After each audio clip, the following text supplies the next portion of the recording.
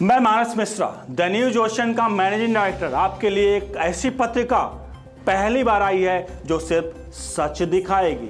कृषि कानूनों पर मचा है घमासान, हो रही हैं मनगढ़ंत बातें। मैं अंकित मिश्रा, पढ़िए मेरा आर्टिकल इस मैगजीन में फैक्ट के साथ। यूपीएससी के एस्पायरेंट समझे हर मुद्दों को गहराई में जाकर के।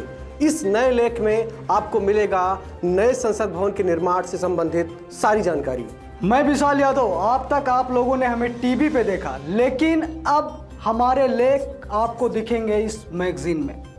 मैं Ranjit Prasad, reporter the news ocean. हम आपको दिखाएंगे किसान आंदोलन के बीच में जिहादी कांड। सब्सक्राइब करें द न्यूज ओशियन, खबरों का समंदर। नमस्कार विद्यार्थियों, स्वागत है आपका यूपीएससी पर पॉलिटी की अगली क्लास में आपका स्वागत है। इससे पहले की जो क्लास हुई थी उसमें आपने स्वतंत्रता के अधिकार को समझ लिया था, यानी कि आपने संविधान के भाग 3 के मौलिक अधिकार में प्रदत्त स्वतंत्रता के अधिकार से संबंधित आर्टिकल 22 तक बात आपने कर ली थी। जो आपका स्वतंत्रता का अधिकार है वो 19, 20, 21 और 22 में है। ठीक है, अब हम उससे आगे बात करेंगे शोषण के विरुद्ध अधिकार। शोषण के विरुद्ध अधिकार।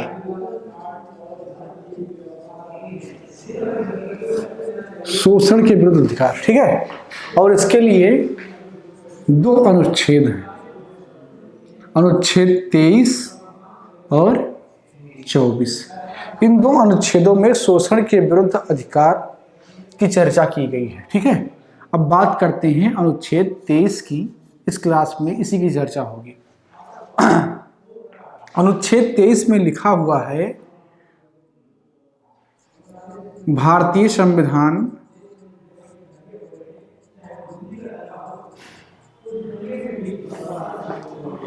मानव दुर्व्यापार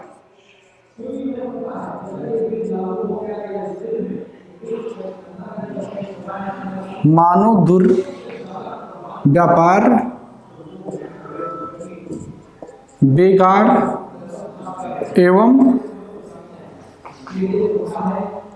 अन्य बलात्श्रम एवं अन्य बलात्श्रम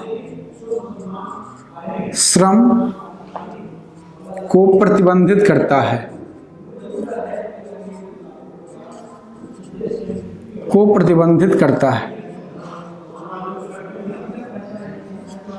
अन्य बलात्श्रम को प्रतिबंधित करता है। भारतीय संविधान मानव दुर्व्यापार, बेगार एवं अन्य बलात्श्रम को प्रतिबंधित करता है।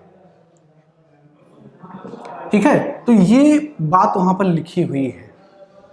अब ये तो हो गया संविधान का भाग।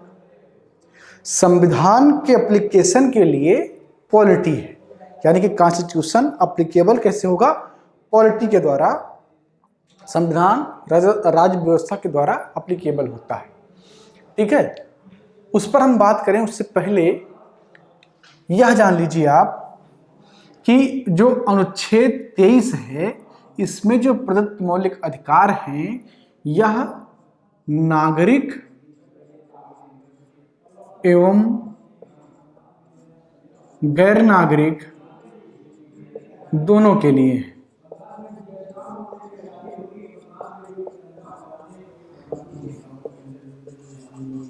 ठीक है ना, ये नागरिक एवं गैर नागरिक दोनों के लिए है। इसके अलावा यह राज्य और व्यक्ति दोनों के प्रति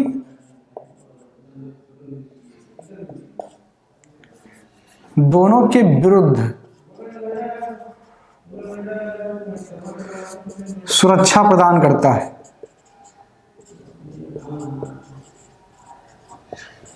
ठीक है ना, ये राज्य और उसके दोनों के विरुद्ध सुरक्षा प्रदान करता है। इसका मतलब ये हुआ कि केवल किसी राज्य के कानून से, किसी राज्य के द्वारा ही अगर आपके इस मौलिक अधिकार का हनन होता है तो ये मौलिक अधिकार का हनन नहीं माना जाएगा।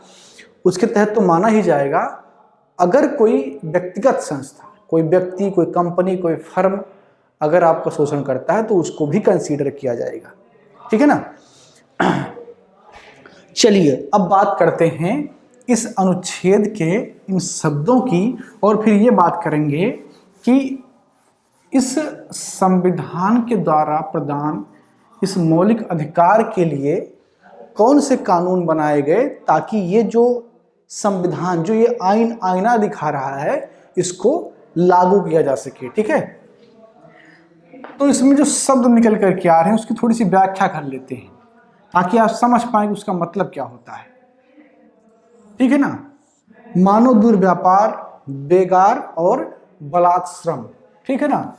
तो सबसे पहले आप समझिए मानव दुर्व्यापार। मानव दुर्व्यापार, ठीक। तो मानव दुर्व्यापार क्या होता है कि पुरुष, महिला एवं बच्चे को वस्तु के समान खरीदना या बेचना इसके अंतर्गत आएगा। सबसे पहला बात आप लिखते हुए चलेंगे, पुरुष, महिला या बच्चों को वस्तु के समान खरीदना, बेचना या व्यापार करना, तो ये जो है श्रेणी में आएगा। दूसरा देह व्यापार, जिसे आप वेश्यावृत्ति कहते हैं, यह भी इसी श्रेणी में आता है। ठीक है, यह भी इसी श्रेणी में आता है। ठीक। तो ये जो है मानव दुर्व्यापार के श्रेणी में आएंगे। इसके अलावा हमारे सहयोगी हंस रहे हैं उधर से बैठ करके, क्लास देख करके उनको आनंद आ रहा है। तो इसके अलावा अगर कोई बच्चे हैं तो उनके खिलाफ अगर कोई इस प्रकार का कृत्य किया जाता है जो मानवीय नहीं है, अनैतिक है, तो वह भी इसी श्रेणी में आएगा, मानव दुर्व्यापार की श्रेणी में आएगा। ठीक है ना। चलिए अब समझते हैं कि बेगार क्या होता है।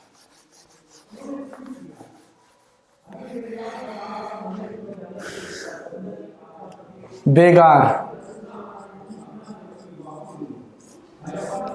बेगार का मतलब ये होता है कि जब किसी को बिना पेमेंट किए हुए, यानी कि आपने उसके काम का पैसा उसको नहीं दिया और उससे काम करवा लिया, हमारे तो उत्तर प्रदेश में उसको बेगारी कहते हैं। बेगारी कहते हैं कि किसी से बेगारी करवा लिया, यानी कि बेगार का मतलब होता है कि जब आप किसी को किसी काम का पेमेंट ना करें तो बेगारी है। भारतीय संस्कृति में ये एक प्रथा रही है। हालांकि जब से संविधान लागू हुआ इसके लिए कानून बना दिए गए, फिर भी इसके लक्षण कहीं ना कहीं दिखाई देते हैं। जो बड़े जिम्मेदार काश्तकार लोग होते थे, बड़े ओहदे पर लोग होते थे, उनके यहाँ बेगारी स्पष्ट रूप से देखी जाती थी।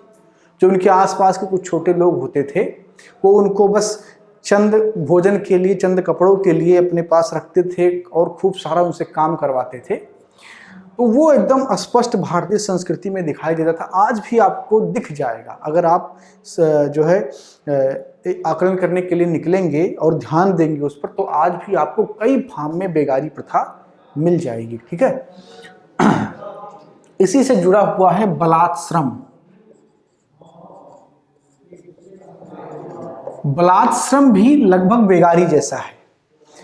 थोड़ा सा अंतर यह है, बलात्श्रम में किसी व्यक्ति को उसके काम का भुगतान तो दिया जाता है, लेकिन जिस लेवल का वो काम कर रहा है, जिस योग्यता से वो काम कर रहा है, उसके बराबर का भुगतान उसे नहीं किया जाता है।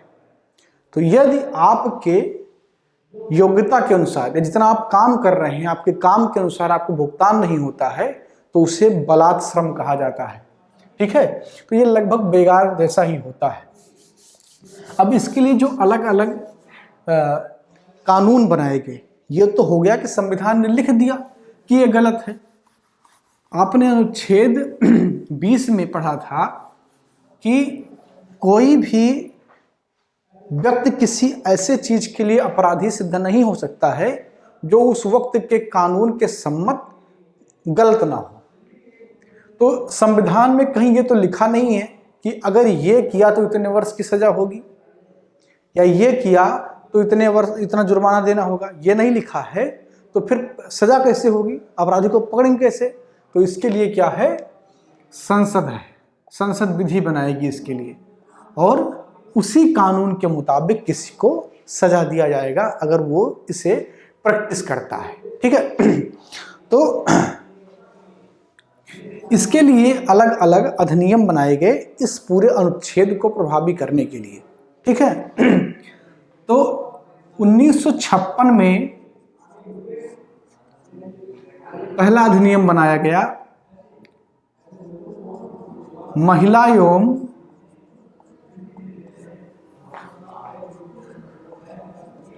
बेटी के गरिमा को संरक्षित करने के लिए। ठीक है ना, तो 1956 में एक अधिनियम बनाया गया। जैसे आपने उसमें देखा था कि मानव दुर्व्यापार में वेश्यावृत्ति है, वस्तु के सामान बेचने का बात है। वहां पर मैंने लिखा नहीं था दासी प्रथा, देवदासी प्रथा। अभी भी साउथ इंडिया के और पूर्वी भारतीय बहुत सारे मंदिरों में देवदासी प्रथा स्पष्ट रूप से देखने को मिलती है। वहां अभी भी दासी प्रथा के कुछ लक्षण देवदासी प्रथा के मिलते हैं। देवदासी का मतलब होता है, दासी का मतलब तो आप समझते होंगे, नौकर, जैसे नौकरानी रखा जाता है। देवदासी का मतलब होता है कि देवता की दासी। तो एक प्रथा बना दी गई कि जो महिला है वो ईश्वर को ही पुरुष मान करके उससे विवाह कर लेती है देवदासी प्रथा में, और उसके बाद में उसी मंदिर में वो पूरा जीवन अपना उस ईश्वर को पति मान करके बिता देती है। एक तरीके से अगर सोचें तो ये आपको बुरा नहीं लग रहा होगा कि अगर किसी ने जानबूझकर पूरे होशो हवास में ईश्वर को साक्षी मान करके या ईश्वर के प्रति अपने आप को समर्पित कर दिया, उसे पति मान लिया। क्रिश्चियन में भी ये अवधारणा अभी भी है और एकदम धड़ल्ले से है। वो जो पश्चिम वाले कहते हैं ना हम बहुत मॉडर्न हो गए, ये वो हो गए, विचारों में यहाँ से वहाँ पहुँच गए, ये लंबा लंबा मारने के लिए बस वो केवल बोलते हैं कॉन्फ्रेंसों में बड़े बड़े। अभी भी देवदासी प्रथा का खूबसूरत लक्षण वहाँ पर मिलता है। खूबसूरत मैं इस टर्म में कह रहा हूँ, जिस तरीके से अपने आप को ग्लोरीफाई करते तो उनके लिए खूबसूरत ही होगा, हालांकि हमारा संविधान उसे गलत मानता है। तो देवदासी प्रथा का मतलब कि कोई देवता को ही पति मान करके उसकी सेवा में लग जाए। बाद में शुरुआत में तो ये हुआ कि चलो ईश्वर के प्रति समर्पण है, बाद में ये व्यापार के जैसा बन गया। जो साधु महात्मा बड़े बड़े ट्रस्टी थे उन्होंने इस बात का खूब प्रचार प्रसार किया और कम उम्र के बच्चियों को ही देवदासी बना करके मंदिरों में रखा जाने लगा। फिर उसके बाद उनका शारीरिक शोषण और आर्थिक शोषण भी, क्योंकि जब आपका जो भूमिका है वो सिर्फ जो है फिजिकल थोड़ी होता है, आप आर्थिक काम भी तो कर रहे होते हैं। अगर आप मंदिर की सफाई कर रहे हैं या कोई काम कर रहे हैं तो आप एक आर्थिक सेवा भी दे रहे हैं, उसका भी कोई भुगतान नहीं। तो ये देवदासी प्रथा है, जिसको समाप्त करने के लिए अधिनियम लाया गया। ठीक है,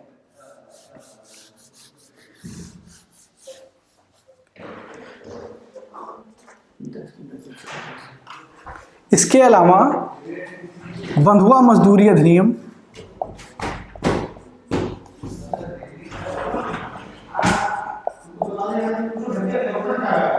1976, ठीक है, बंधुआ मजदूरी अधिनियम 1976, समान पारिश्रमिकी अधिनियम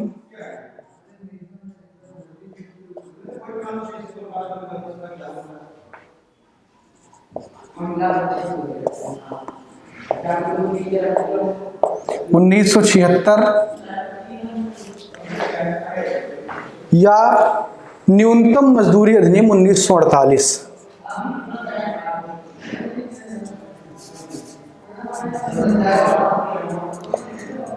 न्यूनतम मजदूरी अधिनियम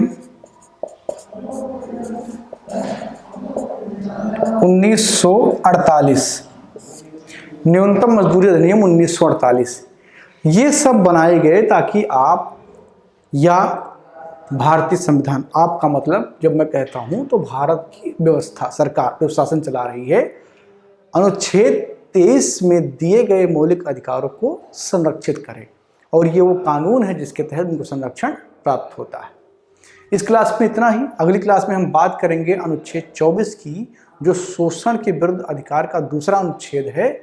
उसमें कल कारखानों में बच्चों को काम करने से निषेध करता है, उससे संबंधित क्या प्रावधान है वो सब समझेंगे। इस क्लास में इतना ही। क्लास को लाइक कीजिए, शेयर कीजिए और अपनी राय कमेंट बॉक्स में जरूर दीजिए। धन्यवाद। मैं मानस मिश्रा, द न्यूज ओशन का मैनेजिंग डायरेक्टर, आपके लिए एक ऐसी पत्रिका पहली बार आई है जो सिर्फ सच दिखाएगी।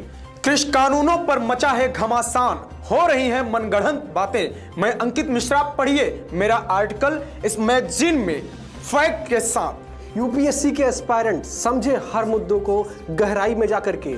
इस नए लेख में आपको मिलेगा नए संसद भवन के निर्माण से संबंधित सारी जानकारी। मैं विशाल यादव, अब तक आप लोगों ने हमें टीवी पे देखा, लेकिन अब हमारे लेख आपको दिखेंगे इस मैगजीन में। मैं Ranjit Prasad, reporter the news ocean. हम आपको दिखाएंगे किसान आंदोलन के बीच में जिहादी कांड। सब्सक्राइब करें द न्यूज ओशियन, खबरों का समंदर।